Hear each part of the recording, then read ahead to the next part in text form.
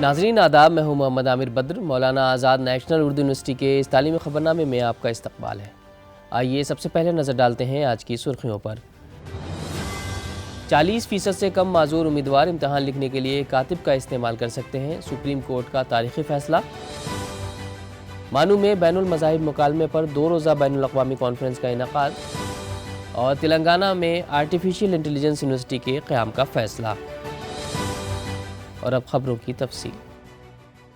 Supreme court نے ایک تاریخی فیصلے میں کہا ہے کہ تمام معذور امیدوار اب 40% کے بینچ مارک معذوری کے معیار کو پورا کیے بغیر امتحانات کے لیے کاتب کا استعمال کر سکتے ہیں۔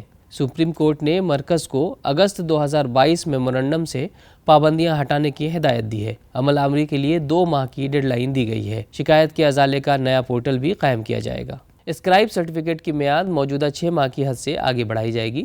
جسٹس پارڈیوالا اور جسٹس مہادیون نے تعمیل کو یقینی بنانے کے لیے وقتاً فوقتاً بیداری کی مہم چلانے اور سروے کا بھی حکم دیا ہے۔ یہ فیصلہ گلشن کمار کی جانب سے بینک ایگزامینیشن اکوموڈیشن کے بارے میں دائر کی گئی ایک PIL کے بعد آیا ہے۔ ہندوستان دنیا بھر میں مذہب کے حوالے سے متنوع نظریات اور مکالماتی نظریات کا مرکز ہے۔ ان خیالات کا اظہار اسلامک اسٹڈیز کے معروف دانشور ICSSI-UST کے ڈائریکٹر پروفیسر حمید اللہ مرازی نے کیا۔ وہ شعبہ اسلامک اسٹڈیز اور ہنری مارٹن انسٹیٹیوٹ کے اشتراک سے منعقدہ 2 روزہ بین الاقوامی کانفرنس کے افتتاحی اجلاس کو مخاطب کر رہے تھے۔ اس 2 روزہ بین الاقوامی کانفرنس کا عنوان ہندوستان میں بین المذاہب مکالمے کے زاویے تھا۔ India has had been a great source of dialogue. All the religions have flourished here. Museum of Religions. Henry Martyn Institute کی جانب سے ڈاکٹر وکٹر ایڈون نے اعزازی مہمان کی حیثیت سے شرکت کی۔ اپنے خطاب میں انہوں نے ہندوستان میں مسلم عیسائی تعلقات کے ضمن میں ہنری مارٹن انسٹیٹیوٹ کی خدمات کو نمایاں قرار دیا۔ Pope Francis has been a great supporter of interreligious dialogue, especially Christian-Muslim relations. اس موقع پر central university of Himachal Pradesh کے chancellor professor Harmohinder Singh Bedi نے کہا کہ ہندوستان میں پنجاب ایسا علاقہ ہے جہاں بین المذہبی مکالمے کا آغاز ہوا تھا اور جو گرو نانک اور بابا فرید کی تہذیبی و مذہبی وراثت کا حصہ بنا۔ بابا شیخ فرید عربی اور فارسی کے بہت بڑے اسکالر، بہت بڑے صوفی شاعر، اور بابا شیخ فرید کی وانی گرو گرنتھ صاحب میں درج ہے۔ مولانا آزاد نیشنل اردو یونیورسٹی کے vice chancellor Padma Shri professor سید عین الحسن نے صدارتی کلمات میں کہا کہ موجودہ دور میں جہاں لامذہبیت ایک فیشن بن گیا ہے، بین المذہبی مکالمہ وقت کی اہم ضرورت ہے، جس کے لیے ایک گروہ کا دوسرے گروہ کے تئیں احترام لازمی ہے۔ If you discover yourself, then life is کامیاب۔ There's no ضرورت, no need for anything else. And I hope, I am sure, and I hope that you see this brainstorming session will create something, and the voice will go from Maulana Azad National Urdu University. اس موقع پر شعبہ کی جانب سے منعقدہ 2 روزہ international conference فروری 2024 کی شائع شدہ پروسیڈنگز کی رسم اجرا بھی انجام دی گئی۔ وزیر انفارمیشن ٹیکنالوجیز و انڈسٹریز ڈی سریدر بابو نے انکشاف کیا ہے کہ حکومت تلنگانہ AICT میں آرٹیفیشل انٹیلیجنس یونیورسٹی قائم کرے گی تاکہ تلنگانہ کے نوجوان بھی مصنوعی ذہانت کے ماہرین بن کر دنیا میں نام کما سکیں۔ انہوں نے بتایا کہ تقریباً 200 ایکڑ اراضی پر باوقار AICT قائم کی جائے گی۔ وزیر موصوف نے depositor trust and clearing corporation کے نئے دفتر کی افتتاحی تقریب کو مخاطب کرتے ہوئے کہا کہ AI یونیورسٹی کو چلانے کے لیے ماہرین کی خدمات سے استفادہ کیا جائے گا۔ انہوں نے کہا کہ ابھرتی ہوئی ٹیکنالوجیز میں سرمایہ کاری کرنے والے انٹرپرینیورز کو حکومت کی ہر ممکنہ مدد رہے گی۔ وزیر نے نوجوانوں سے کہا کہ وہ اختراعی سوچ کے ساتھ آگے بڑھیں اور وہ نئی اختراعات پر توجہ کریں۔ National board of examination medical sciences نے قومی اہلیت کے داخلے ٹیسٹ سپر اسپیشلٹی 2024 کے لیے رجسٹریشن کا عمل شروع کر دیا ہے۔ نیشنل میڈیکل کمیشن ایکٹ 2019 کے مطابق امیدواروں کو مختلف سپر اسپیشلٹی کورسز میں داخل کرنے کے لیے نیٹ SS امتحان کا انعقاد کیا جاتا ہے۔ مزید تفصیلات کے لیے متعلقہ ویب سائٹ ملاحظہ کر سکتے ہیں۔ یونین پبلک سروس کمیشن نے سول سروسز اور انڈین فارن سروسز امتحانات 2025 کے لیے امیدواروں کو اپنی درخواستوں میں ترمیم اور OTR پروفائل کو اپڈیٹ کرنے کی سہولت فراہم کرنے کا اعلان کیا ہے۔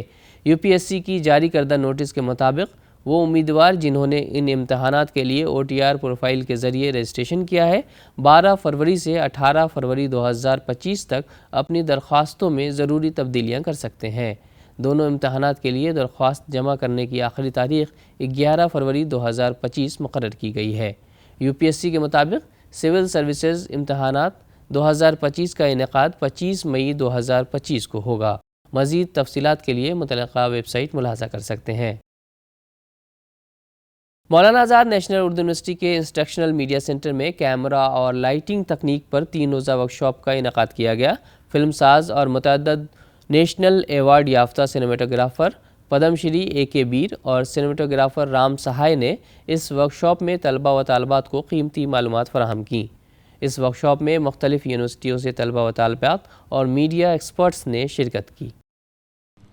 What I believe that there are the two sides of a coin.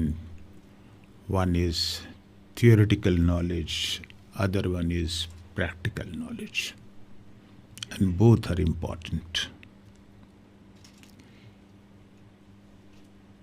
But you must display your art, your talent. There is a proverbial expression that unless a person speaks out, his or her falsehood and virtues remain hidden, undisclosed. But one should not be under wrong impression that there's every bush empty. Perhaps there is a leopard asleep in it. So discover your leopard. If you start your journey with all sincerity, definitely you will achieve it. Maybe, initial defeats you must face initial defeats so that you can refine yourself. Refinement comes after many defeats. گرتے ہیں شہسوار ہی میدان جنگ میں، وہ طفل کیا گریں گی کہ جو گھٹنوں کے بل چلیں۔ I have been fascinated by films, the way they make it, the camera techniques, light techniques since my childhood, and that's why I wanted to experience something like this workshop. جو نالج ملا ہے وہ زبردست ہے، کیونکہ بہت ساری ایسی چیزیں تھی جو لائٹنگ کے بارے میں، فریمنگ کے بارے میں وہ ہم لوگ نہیں جانتے تھے، تو یہ ہمیں سیکھنے کو ملی یہاں پہ۔ Techniques they taught will be so much useful for my future.